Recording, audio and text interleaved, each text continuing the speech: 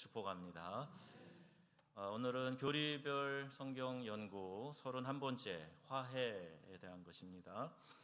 이 화해라는 말이 구약 성경에 보면은 카파르라고 되어 있는데 이것은 이제 화해시키다로 번역되기도 하는데 대부분 이제 속죄하다 이런 의미를 가지고 있어요. 그러니까 속죄하다, 화해시키다 이렇게 되어 있습니다. 그리고 이 의미는 뭐냐 하면 이제 그리스도께서 이 땅에 오셔서 친히 나무에 달려 죽으심으로 우리의 죄를 씻으시고 우리와 하나님 사이를 화목케 하셨다. 그래서 예수님을 화목제물이라고 우리가 지난번에 소개해 드렸습니다.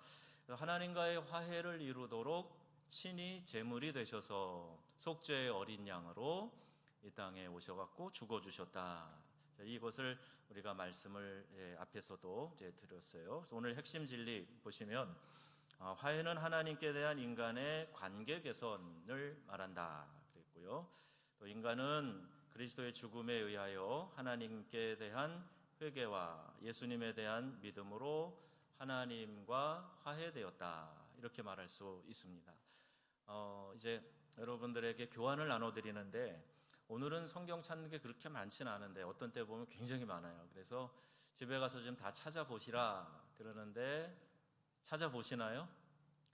앞에 한 2개 찾다가 아유 눈 아프다 피곤하다 드라마 뭐 하나 좀 켜봐라 이렇게 해가지고 그냥 덮어놓으시는 분도 계실 것 같아서 오늘은 시험 삼아 여러분에게 성구를 다 찾은 그 교환을 드렸어요. 그래서 원하시면 그걸 출력해서 하시면 일일이 페이지를 안 넘겨도 성경 구절이 나와 있으니까 들은 말씀 생각하시면서 좀 더 집중해서 전체 교환을 쭉 읽어보시면 도움이 되지 않을까 생각이 되고 여러분 피드백을 받은 다음에 계속해서 성구를 찾아서 드리든지 아니면 계속 빈칸으로 드리든지 다시 한번 좀 생각을 해보려고 그래요. 수고를 조금 덜어드리는 의미에서 그리고 꼭 집에 가셔서 다시 한번 읽어보시라는 뜻에서 편리하게 적어드렸습니다. 오늘 다룰 중요한 진리는 화해인데요. 이 화해의 의미가 뭐냐? 웹스터 사전에 보면은 교제와 조화와 친교를 회복하고 차이점을 극복하고 서로 복종하게 하고 서로 받아들이는 것 이것을 화해라고 단어 정의를 합니다. 그리고 개인 사이에서는 화해가 이루어졌다 그러면 어떤 의미에서의 타협 그리고 또 조금씩 양보함으로 서로 간에 이제 다시 의견을 맞추어가는 것 이것을 화해라고 그러죠. 다툼과 갈등에 있는 상황에 있으면 그 사람의 모든 게 다 안 좋아 보여요. 미워 보이죠. 잘하는 것조차도 싫게 보이고 못마땅한 겁니다. 그래서 화해를 통해서 서로 간의 관계를 회복하게 될 때 비로소 편안함 가운데 좀 더 객관적으로 남을 바라볼 수 있고 그의 말이나 행동을 바라볼 수 있기 때문에 개인 사이에서의 화해는 양쪽에서 서로 양보하는 것 이것이 내포되어져 있어요. 가정생활에서 적용해 보면 남편과 아내 또 서로 양보할 때 진정한 화해가 일어나게 되고 좀 더 객관적으로 서로를 바라보고 이해할 수 있게 된다. 또 영적인 수준에서의 화해는 죄인이 하나님과 교제케 되는 것을 말해요. 죄인인 우리가 하나님과 대면도 물론 할 수 없죠. 어떻게 하나님과 교제가 됩니까? 그런데 하나님과 화목케 하시도록 예수님께서 화목제물이 되고 죽어주셨기 때문에 우리가 하나님 앞에 나아가서 교제하는 일이 가능하게 되었다. 그래서 이 교제의 대표적인 게 뭐냐? 기도하는 거예요. 기도는 하나님과 교제하는 겁니다. 기도를 정의할 때 우리가 대화라 그러죠. 기억나시나요? 기도는 대화입니다. 하나님과 대화하는 거예요. 하나님께 막 주문서 이렇게 넣는 게 아니고요. 하나님과 대화하는 겁니다. 그러니까 대화라는 것은 교제를 전제로 해요. 교제가 안 되는데 대화가 됩니까? 일방적으로 통보는 할 수 있을지 몰라도 대화는 안 되죠. 하나님과 교제를 가능케 하도록 그 길을 열어놓으셨기 때문에 예수님께서 우리가 하나님과 교제할 수 있게 된다. 죄인인 우리가 하나님과 교제할 수 있게 된다. 이것이 영적인 의미의 화해인 것입니다. 로마서 5장 10절 말씀, 이 말씀 함께 읽어보겠습니다. 시작. 곧 우리가 원수 되었을 때 하나님과 화목하게 되었은즉. 언제요? 원수 되었을 때. 그러니까 죄인은 하나님과 원수된 것이죠. 그런 상태에 있는 것이죠. 그런데 예수님으로 말미암아, 그의 죽으심으로 말미암아 하나님과 화목하게 되었다 말씀하는 거예요. 그래서 이 화해는 구원 사역에 있어서 매우 중요한 것입니다. 그래서 우리가 그리스도를 영접할 때 영혼이 구원을 얻게 되고 하나님과 교제가 회복되었다 하는 것을 의미하고 있어요. 그리고 하나님과의 교제, 하나님과의 관계는 1대1의 관계입니다. 다른 사람을 통해서 내가 하나님께 이렇게 연결되는 게 아니고요, 내가 하나님과 직접 연결되는 거예요.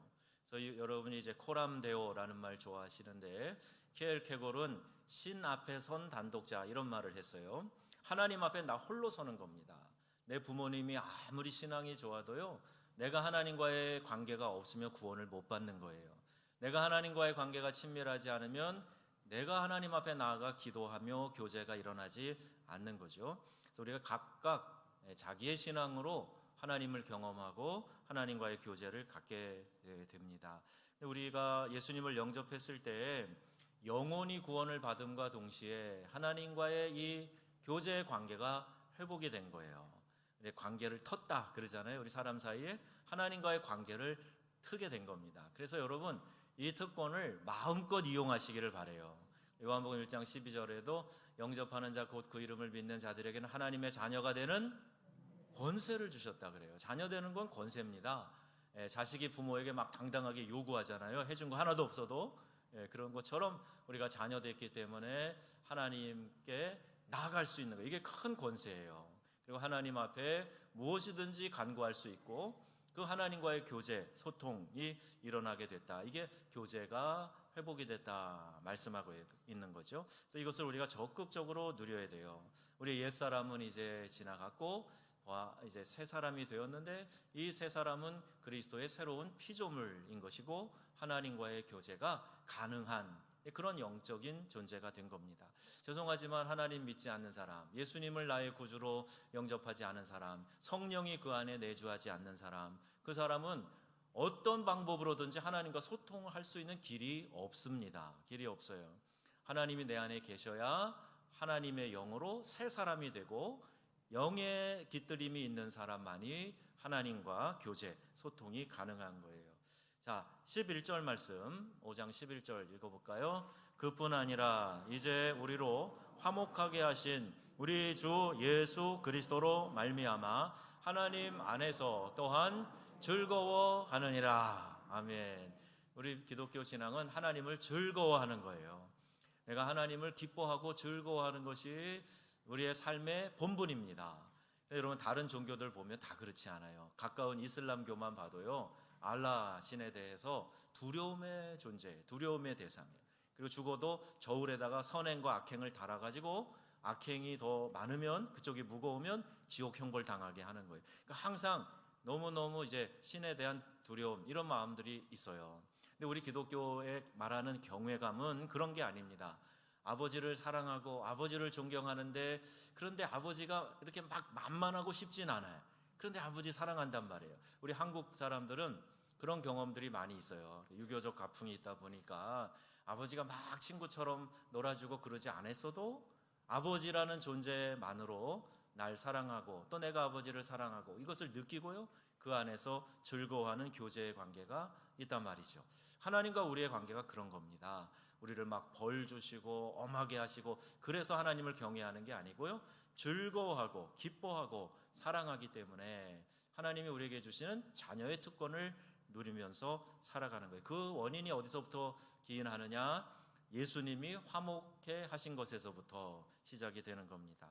화해는 그래서 그리스도에 대한 믿음을 통해서 하나님과의 교제를 회복하는 것, 이것이라고 정의를 합니다. 그리고 하나님 사역은 두 가지의 화해가 있는데 하나님과 세상과의 관계의 변화를 이야기 먼저 합니다. 스코필드 박사 이야기가 거기 쭉 적혀 있는데요. 뒷부분 보면 그리스도의 죽음에 대하여 하나님과 세상의 관계가 변화되었다.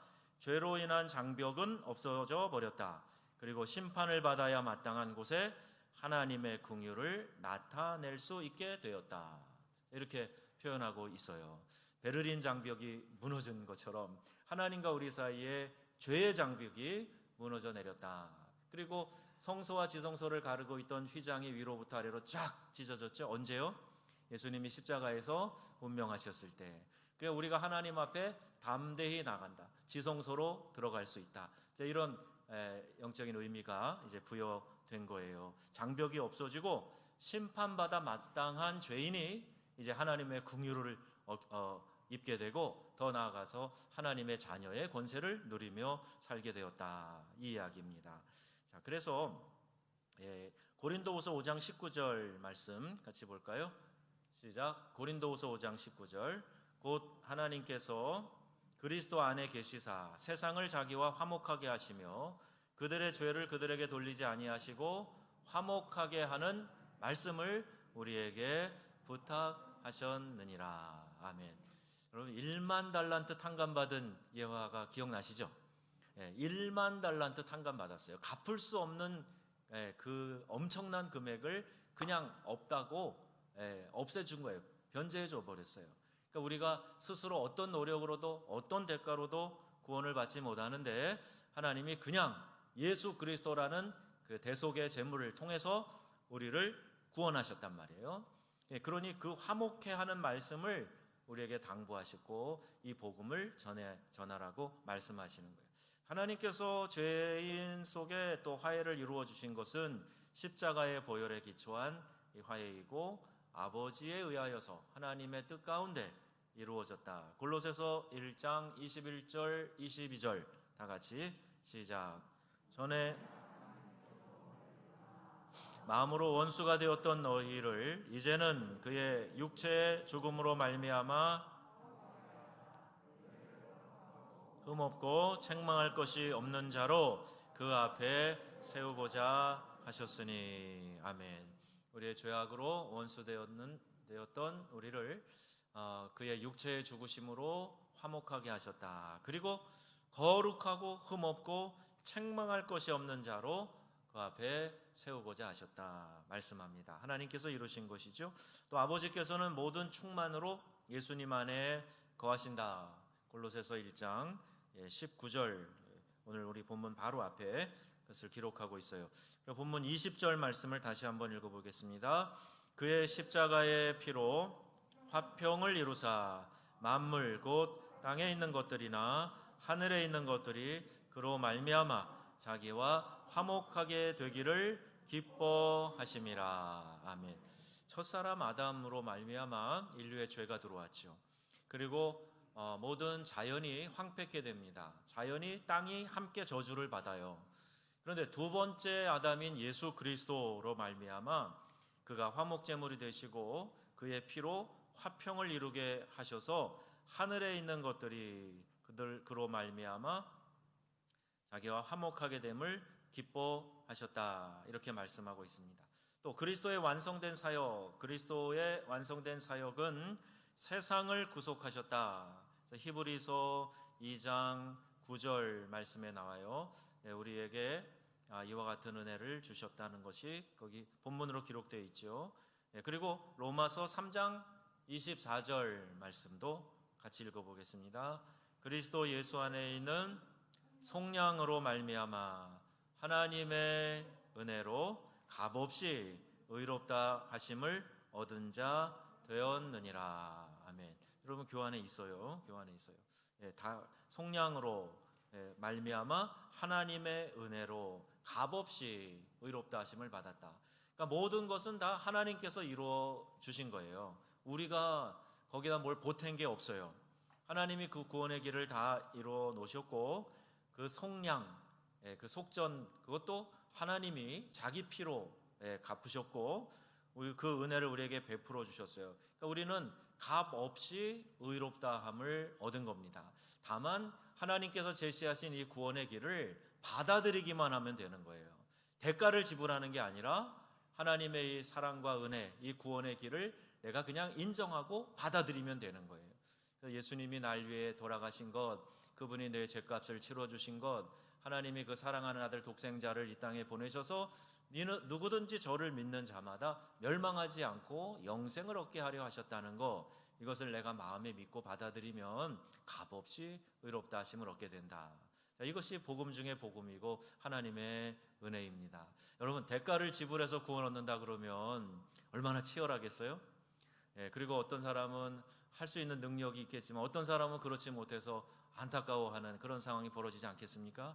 근데 하나님은 그런 대가를 받으시는 게 아니고요, 이미 다 치러 놓으셨어요. 단지 그것을 믿고 받아들이기만 하면, 로마서 10장 9절 10절, 만일 내가 내 입으로 예수를 주로 시인하고 또 하나님께서 그를 죽은 자 가운데 살리신 것을 내 마음에 믿으면 구원을 얻는다 그랬죠? 사람이 마음으로 믿어 의에 이르고 입으로 시인하여 구원에 이르느니라. 아멘. 여러분, 입으로 시인하는 게 매우 중요해요. 여러분, 예수 그리스도는 하나님의 아들이심을 믿으십니까? 예수 그리스도는 나의 구원자 되시고 나의 구주 되심을 믿으십니까? 입으로 고백하는 거예요. 그리고 고백한 대로 살도록 노력하는 것이, 그게 신앙의 모습인 거죠. 신앙의 과정인 거예요. 나 고백했으니까 이제 끝, 이제부터 내 마음대로 산다, 룰루랄라, 이건 크리스찬의 모습이 아니에요. 내가 나에게 이런 값진 구원을 주신 예수 그리스도를 믿는 믿음 안에서 살아간다, 이 고백으로, 그 고백에 걸맞는 삶을 살기 위해 노력하고 최선을 다하는 것, 이게 그리스도인의 삶이라는 겁니다. 예수님이 이미 갚을 수 없는 큰 대가로 지불하셨고, 그 예수님의 은혜와 사랑을 덧입어서 하나님과 화해하고 화평을 이루게 된다. 자, 그래서 화해의 대상은 인간이다 그랬죠. 전에 멀리 있던 너희를 그리스도 예수 안에서 그리스도의 피로 가까워졌다. 화해의 방법은 어떤 방법을 사용하셨어요? 십자가에 그리스도가 매달려 죽으신 거죠. 또 화해의 영역은 어디인가? 골로새서 1장 20절 방금 읽은 거 보면은 이것은 온 세계를 위한, 모든 피조물들을 위한 하나님의 역사인 것이죠. 그리스도의 완성된 사역은 세상을 위한 화목제물을 허락해 주셨다, 이렇게 기록되어져 있어요. 그럼 거기 좀 한번 읽어보시면 될 것 같아요. 그리고 그리스도는 죄에 대한 화목제물이 되기 위해 아버지에 의하여 보내심을 받았다. 요한일서 4장 10절 말씀 다 같이 읽겠습니다. 사랑은 여기 있으니 우리가 하나님을 사랑한 것이 아니요 하나님이 우리를 사랑하사 우리 죄를 속하기 위하여 화목 제물로 그 아들을 보내셨음이라. 아멘. 이게 진짜 사랑이라는 거예요. 하나님의 사랑. 여러분, 그런 말씀도 있잖아요. 우리가 어떤 사람을 위해서 용감히 죽는 자가 있어요. 그런데 원수를 위해서 죽는 자가 있겠느냐? 근데 우리가 하나님과 원수 되었을 때, 로마서 5장 8절이죠. 그리스도께서 우리를 위하여 죽으심으로 하나님께서 우리에 대한 자기의 사랑을 확증하셨느니라 말씀하고 있어요. 이게 진짜 사랑입니다. 사랑이 여기 있다 저기 있다 그래도요, 희생이 전제되지 않은 사랑은 진짜 사랑이 아니에요. 이 시대에 많은 사랑이 있는 것 같지만 조건과 대가가 다 따라 붙어요. 조건과 대가 없이 사랑하는 사랑이 세상에는 거의 없습니다. 그리스도인들 가운데 조금 있는데 그래도 역시 내가 좋은 사람들 사랑하고 나에게 유익이 되는 사람들 사랑하고, 그런 모습 아직 거기 머물러 있는 경우가 많아요. 그런데 기독교의 사랑은 그게 아니고요, 나를 미워하는 사람, 나를 핍박하는 사람, 욕하고 저주하고 모욕하는 사람, 그런 사람도 어떻게 하라고요? 사랑하라고 말씀하고 있어요. 그게 바로 예수님이 우리에게 본을 보여주신 사랑입니다. 그리고 그 사랑을 예수님이 직접 실천하셨어요. 화목제물이 되었다. 이 화목제물은 온 세상 죄를 다 포함하는 것이다.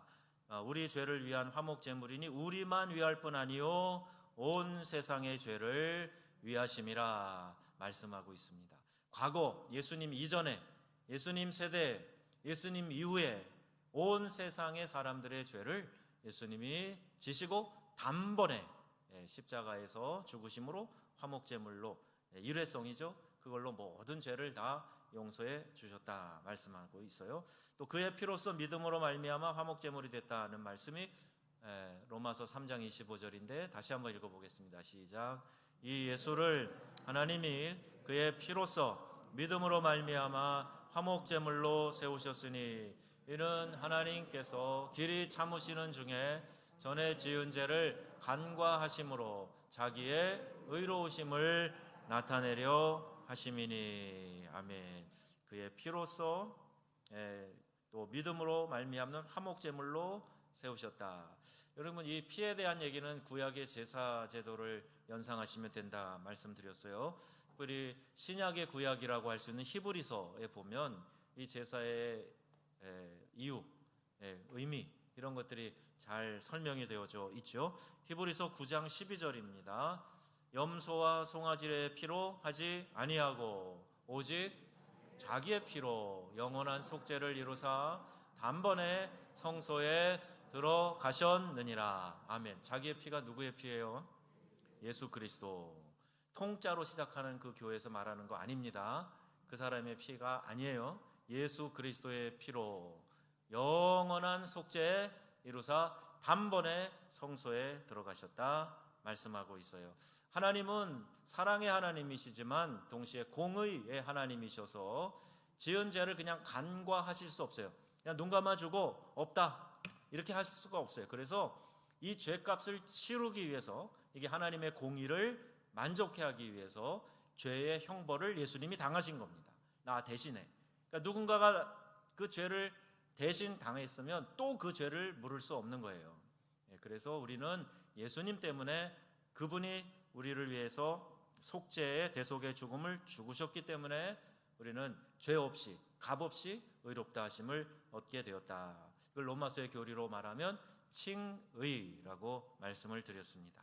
자, 이제 세 가지 중요한 진리가 그리스도의 완성된 사역을 말하고 있는데, 첫 번째는 죄 있는 인간이 구원을 받았다. 거기 보시죠.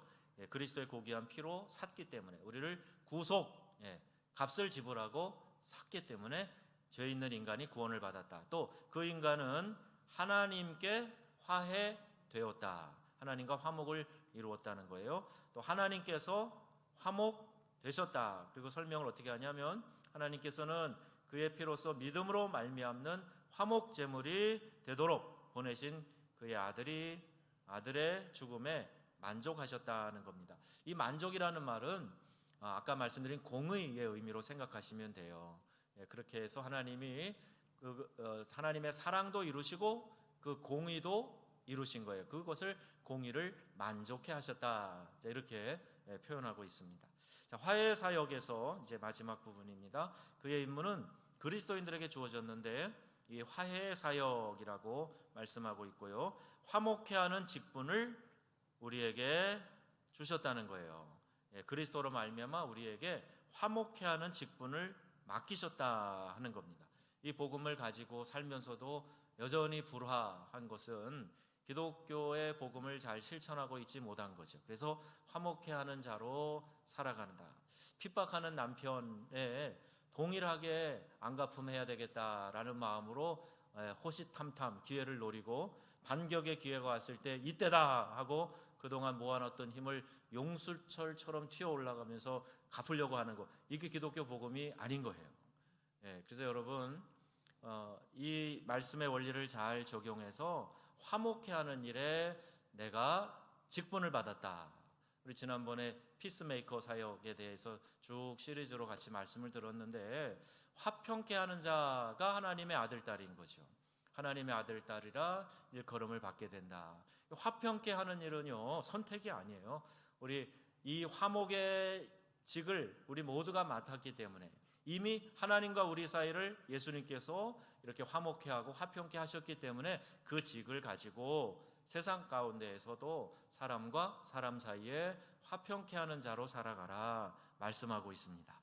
자, 그리고 이제 하나님께서 그리스도 안에 계시사 세상을 자기와 화목하게 하시며 그들의 죄를 그들에게 돌리지 아니하시고 화목하게 하는 말씀을 우리에게 부탁하셨다 하는 이 말씀, 여러분 잘 기억하셔서 화평케 하는 자로 하나님의 아들, 딸들로 살아가실 수 있기를 축복합니다. 또한 우리는 그리스도의 대사라 그랬어요. 대사.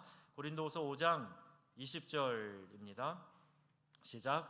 그러므로 우리가 그리스도를 대신하여 사신이 되어 하나님이 우리를 통하여 너희를 권면하시는 것 같이 그리스도를 대신하여 간청하노니 너희는 하나님과 화목하라. 아멘. 이 간청이라는 말은 기도라는 말로 바꿀 수 있다 그랬어요.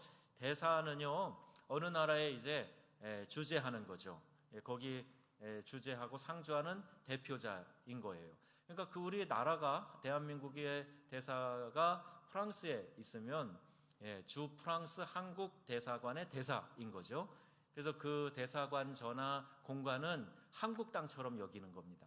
거기에 있는 건물을 우리가 임대해서 쓸지라도 그 영역은 한국 사람들의 영역인 것으로 그렇게 인정을 해주는 거예요. 대사는 본국의 이익과 또 어떤 자국에서 주는 메시지를 가지고 와서 거기다 전하는 거예요. 이게 대사의 사명이죠. 여러분, 우리가 이 땅에 대사로 산다는 것은 바로 이와 같은 하나님의 말씀, 또 화평케 하는 직, 이것을 맡았어요. 이 맡은 것, 우리에게 이 임무를 주신 우리를 이곳에 파송한 우리 하나님의 뜻에 따라서 이 세상에서 그 대사의 직분을 감당하면서 살아가야 된다는 거예요.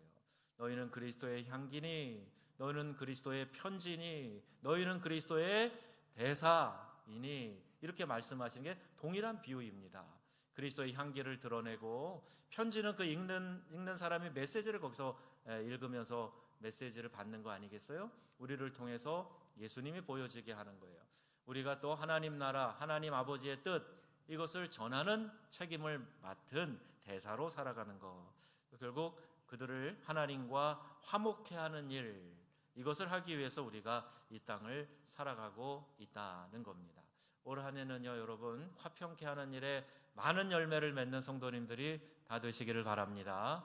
그리고 화평케 하는 일은 즐거움이 있어요. 거기에 얼마나 큰 영적인 시너지가 생기는지 모릅니다. 저는 그 일에 사용되게 될 때 하나님이 주시는 말할 수 없이 놀라운 은혜가 내게 임할 것이고, 그 반대로요, 화평을 깨는 데 내가 동원이 되잖아요. 그러면 내 자신이 영적으로나 삶의 모든 영역이 부서져 내리는 그런 안타까운 일들도 경험하게 됩니다. 그래서 여러분, 절대로 화목을 깨는 일 하지 마시고 화평케 하는 일에 쓰임 받으시기를 바랍니다. 이것이 하나님이 우리를 부르신 우리의 사명이다. 먼저 하나님과 화목케 된 우리가 이 땅에서 사람들과의 또 모든 피조물과의 관계에 있어서 화목케 하는 역할 우리가 감당해야 한다. 우리는 그리스도의 대사라는 말씀, 이것도 여러분 염두에 두세요. 대사라는 것은 명예직이 아니다 그랬어요. 어떤 특별한 임무가 거기에 포함되어져 있는 그런 의미라고 말할 수 있습니다. 이제 마지막 부분 보시고요. 골로새서 1장 21절 23절 말씀 다시 한번 읽고 마치겠습니다. 시작. 전에 악한 행실로 멀리 떠나 마음으로 원수가 되었던 화목하게 하사 너희를 거룩하고 흠없고 책망할 것이 없는 자로 그 앞에 세우고자 하셨으니 만일 너희가 믿음에 거하고 더 위에 굳게 서서. 아멘. 거기까지 읽겠습니다. 화해를 통해서 이루어진 영혼들이 하나님께서 의도하셨던 자리로 회복되게 하는 것. 화해는 그래서 무제한적인 거예요. 그리고 이것은 성경에 있는 구원의 복음의 아주 위대한 진리입니다.